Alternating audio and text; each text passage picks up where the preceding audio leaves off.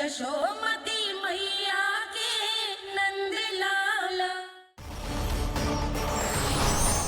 अब यम का पास ही दंड देगा शेष।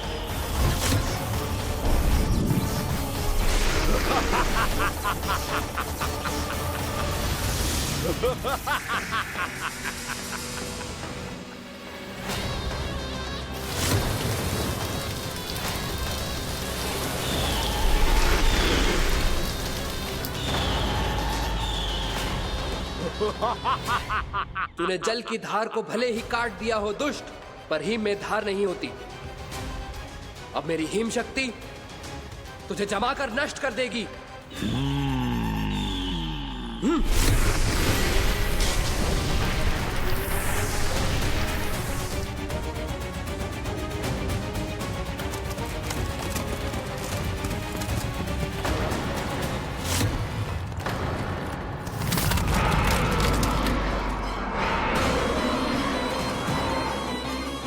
चंद्र, वरुण, यम, अग्नि, इंद्र, तुम में से कोई भी इस योग्य नहीं है कि मुझे पराजित कर पाए और इस विष्णु अवतार की रक्षा कर पाए।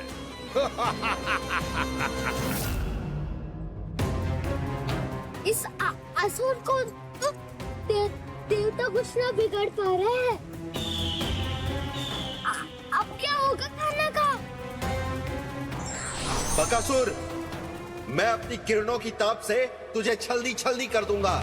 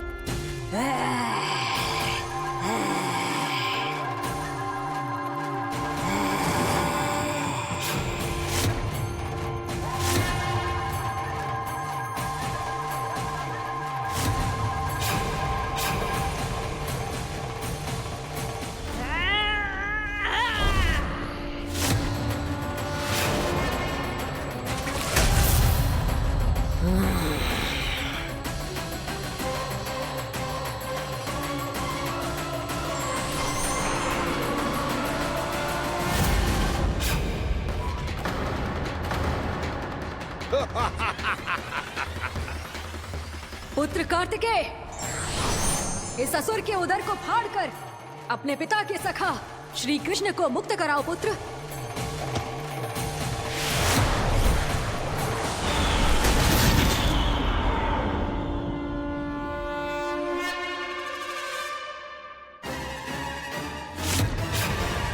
मैंने कहा था, तुम में से कोई भी मेरा बाल भी बांका नहीं कर पाएगा।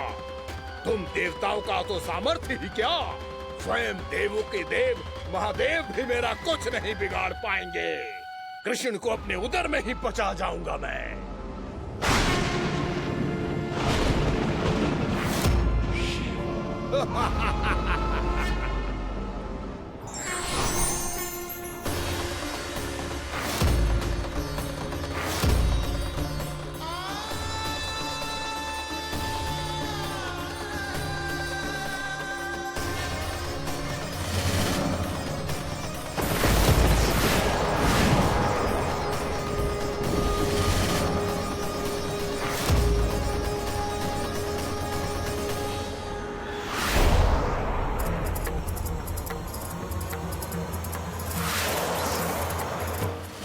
शिव शंकर का त्रिशूल है। एक ही बार में इस असुर का प्राण ले लेगा ये। हाँ, महादेव का त्रिशूल।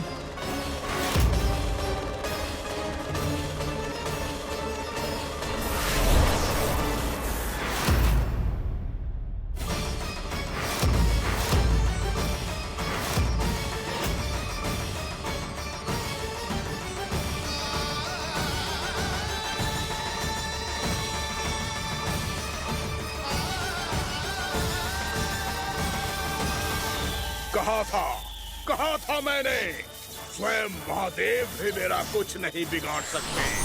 अजय हूँ मैं, अजय।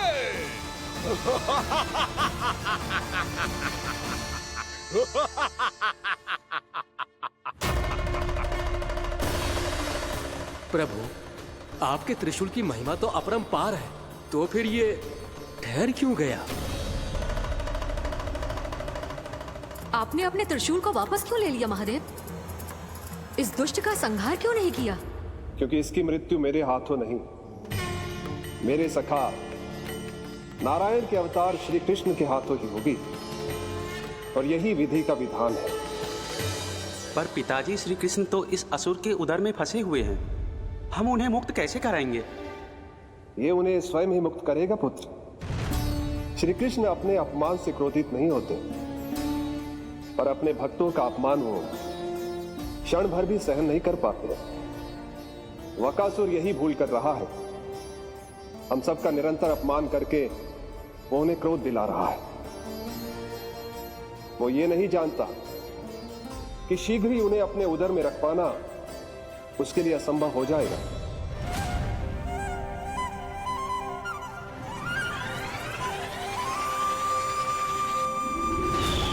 क्या हुआ महादेव? पराजित होकर भी मुस्कुरा रहे हैं। पर अब तो महादेव कहलाने के भी योग्य नहीं रहे आप। असफल देवताओं की इस अयोग्य सेना को लेकर चले जाइए यहाँ से। ना ये मेरा सामना कर सकते हैं और ना ही आप। मेरी शक्ति के सामने आप अक्षम हैं महादेव।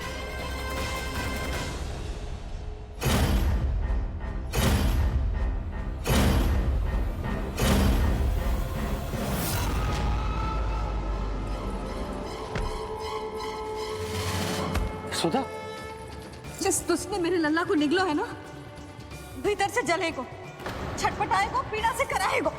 जिस दुष्ट ने मेरे लल्ला को निगलो है ना, भीतर से जलेगो, छटपटाएगो, पीड़ा से कराएगो। ये क्या हो रहा है मुझे?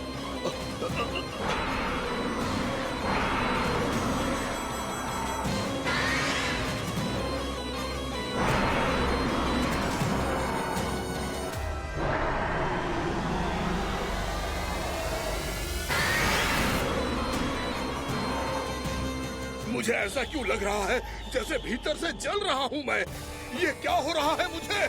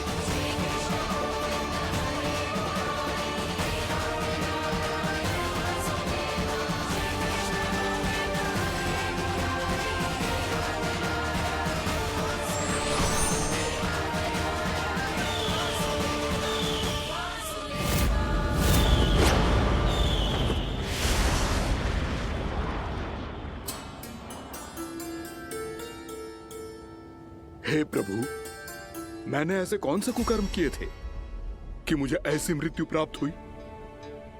और ऐसे कौन से सुकर्म किए थे कि आपके हाथों से मुझे मोक्ष प्राप्त हुआ है प्रभु? में स्मरण करो, हे जरीफ की पुत्र वक्कासुर। स्मरण करो, कैसे अपने पिता की तरह अभिमान से भरे हुए थे तुम। स्मरण करो, कैसे हमें पराजित करने के लिए पूरी सृष्टि को संकट में डाल दिया था तुमने, और हमें विवश होकर पराजय स्वीकार करनी पड़ी थी। स्मरण करो, कैसे तुमने देवराज इंद्र का छत्र चुरा लिया था। पर यह सब भी पर्याप्त नहीं था वक्कासुर। तुम्हारे पापों का घड़ा तब भरा था जब तुमने देवी गंगा के जल में साधना करते हुए जजाली मुनि की तपस्या में व्यवधान डाला था।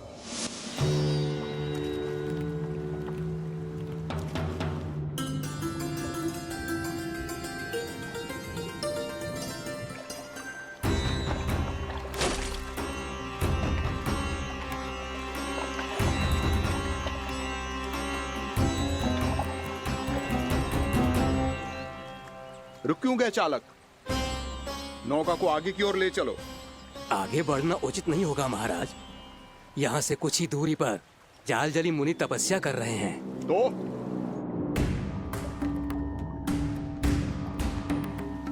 मेरे मत्स्य आखेट के क्षेत्र में इसने तपस्या करने की भूल की है। मेरे ही राज्य में मेरा कोई क्षेत्र मेरे लिए वर्जित हो, यह मुझे स्वीकार नहीं है। आपने पर्याप्त मत्स्य आखेट कर लिया है महाराज। यदि तुम इन मछलियों का आहार नहीं बनना चाहते हो, चुपचाप मेरी आज्ञा मानो। क्षमा, क्षमा महाराज।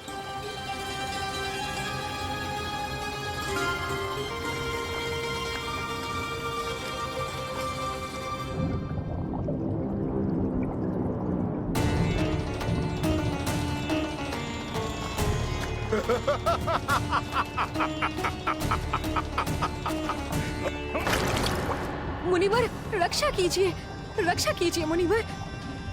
हमारे प्राण बचाइए मुनिवर, मुनिवर हमारे प्राण बचाइए।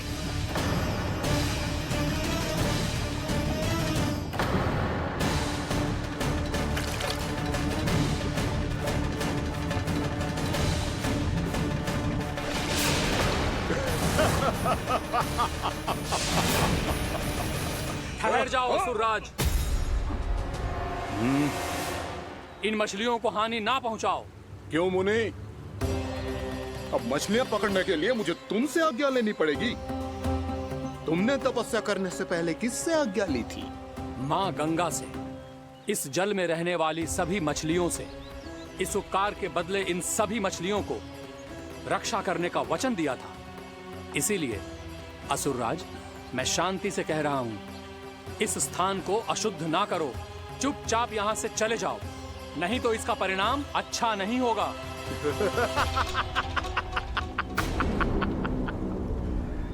तुम जिन देवताओं की तपस्या कर रहे हो ना मुनि, उन्होंने भी मेरा कुछ नहीं बिगाड़ पाया था, और तुम मुझे धमकी देने का दुस्साहस कर रहे हो।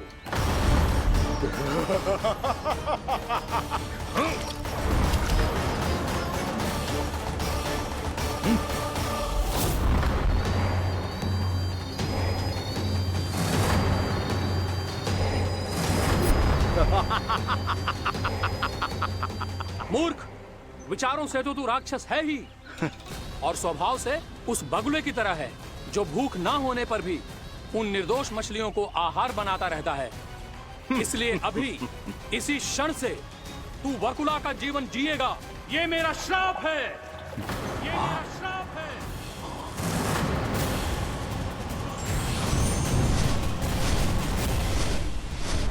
श्राप पाने के बाद तुम्हें आभास हुआ कि तुमने कितना बड़ा अपराध किया था, और तब तुम जजाली मुनि से क्षमा याचना करने लगे। तुम्हारे अपराध बोध को जानकर मुनि से शांत हुए और उन्होंने तुम्हें वरदान दिया। श्राप से मुक्ति का एक ही मार्ग होता है असुर, पश्चाताप। तुम्हें अपने भूल का पश्चाताप है, इसीलिए मैं तुम्हें वरदान देता हूं। तुम्हें मेरे श्राप से मुक्ति अवश्य मिलेगी। स्वयं प्रभु श्री नारायण के अवतार इस बगुले के देह के बंधन से तुम्हें मुक्त करेंगे।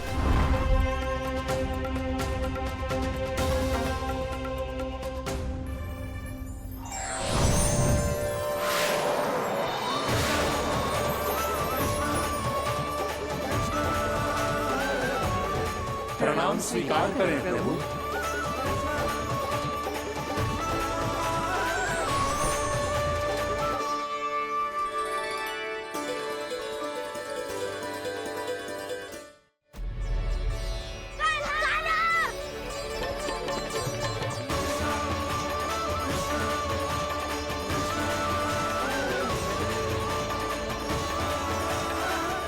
मुझे ना बताओ कि तुम सबने क्या देखा है, शायद जो देखो है, बस मैया से कछु मत ही बताना। कान्हा!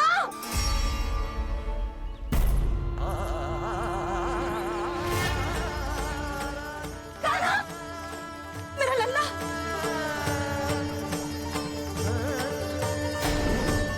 भानु बता रहा था तुझे कोई असुर पंछी निकल गया था। हाँ?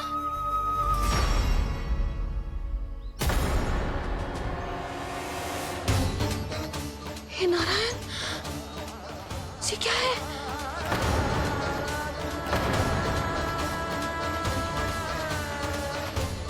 ये सब कैसे हुआ लल्ला? हाँ? कोई बताएगा मुझे ये क्या है?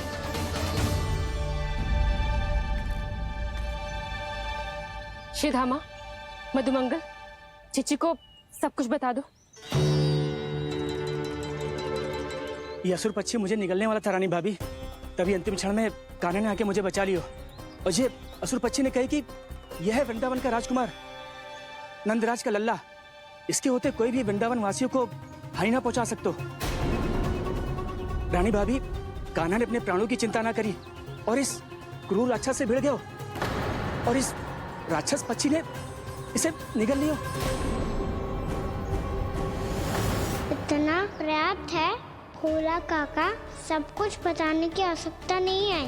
ये सब देख के सारी बालक मंडली इतनी व्याकुल हो गई कि सबने अपने प्राण अर्पित कर दिए और इस असुर पक्षी से कहे कि हमें खा लो और हमारे सखा को छोड़ दो। इन बालकों का पराक्रम देख के सभी देवतागण यहाँ आ गए और उनके हृदय भी पिघल गए और उन्होंने इस राक्षस पक्षी से युद्ध करके इसे मार गिराया।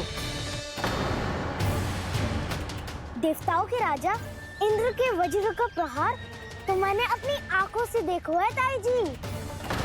और फिर उसके बाद अग्निदेव ने अग्निवस्त्र का प्रहार किया। जय ना काकी, वरुण देव, कार्तिकेय, यमदेव सबने मिलके युद्ध किया इस राक्षस से। कहा था अभी मत बोलना, अरे सब मिलके फंसा दोगे मुझे। सर माँ भद्रकाली, हम आदे शिव शंकर भी आए थे छोटी माँ। जाओ आप भी।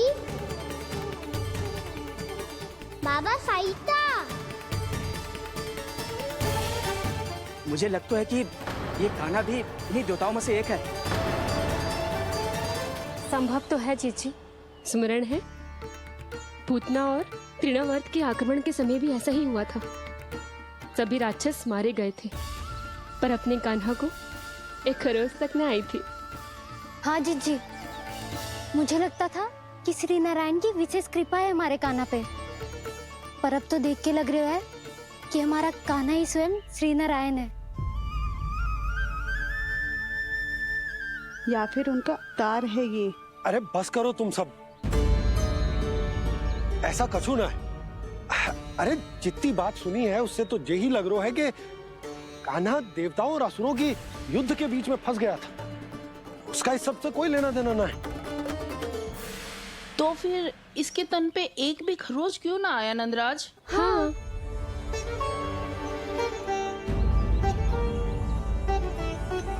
है काकी, खरच तो है। दिखा लल्ला। भैया बात पीड़ा आ रही है, कुछ करो ना। चिकोपिया भी ना अति करती है। श्री नारायण का अवतार हो तो इतनी तनिक सी खरोच पे ऐसे रो तो क्या? बस बहुत होगा, अब तो तुम सबने सीमा ही पार कर दी है। कभी से श्री नारायण बुलाते हो, कभी श्री नारायण का अवतार। तनिक कछु हो ना जाता है कि तुम सब कहानियां बुनने लगती हो। जे बस साधारण सा बालक है, मेरा लल्ला है जे, इसे भगवान मत ही बनाओ।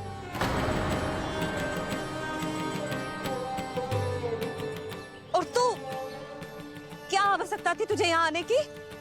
हाँ, वो भी मुझे बिना बताए। मेरे साथ छल करके आयो है तू। अब तू घर चल, ऐसा दंड दूंगी ना कि मैया बहुत पीड़ा हो रही है। मैया बहुत पीड़ा हो रही है मैया। हाँ नन्ना, तू घर चल, मैं तुझे औषधि लगा दूंगी। हल्दी का लेप लगाऊंगी ना, झट से ठीक हो जाएगा। चल चल।